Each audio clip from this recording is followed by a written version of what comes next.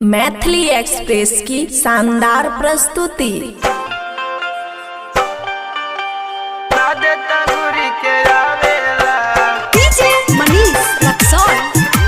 खुशी recording studio बलुआहा।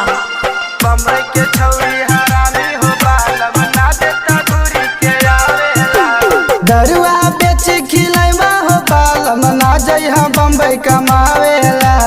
दरुआ बेच खिलैबा हो बालम ना जइहा बम्बई कमावेला। बम्बई के छौड़ी हरामी हो बालम ना देता घूरी के आवेला। बम्बई के छौड़ी हरामी हो बालम ना देता घूरी के आवेला। दरिया बेच खिलैबा हो बालम ना जइहा बम्बई कमावेला। दरिया बेच खिलैबा हो बालम ना जइहा बम्बई कमावेला। बम्बई के छौड़ी हरामी हो बालम ना देता घूरी के आवेला। बम्बई के छौड़ी हरामी हो बालम ना देता घूरी के आवेला।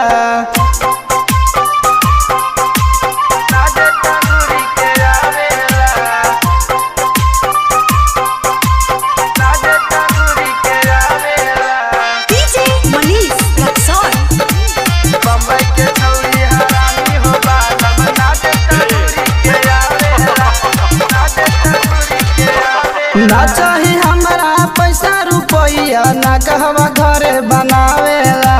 ना चाही हमरा पैसा रुपया ना कहवा घरे बनावेला। बम्बई के छौड़ी हरामी हो बालम ना देता घूरी के आवेला। बम्बई के छौड़ी हरामी हो बालम ना देता घूरी के आवेला। ना चाही हमरा लहंगा या साड़ी ना कहवा घरे बनावेला।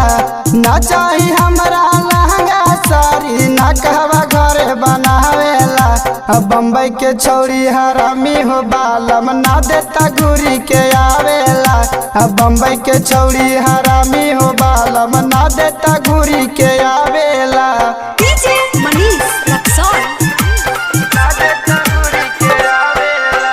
खुशी रिकॉर्डिंग स्टूडियो बलुआहा। भैया से कह के पैसा मंगाए बना कहवा बउआ के पढ़ावेला।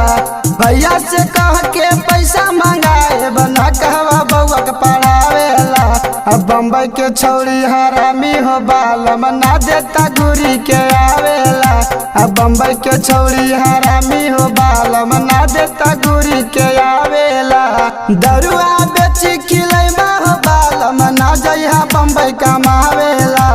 दरुआ बेच खिलैबा हो बालम ना जइहा बम्बई कमावेला। बम्बई के छौड़ी हरामी हो बालम ना देता घूरी के आवेला।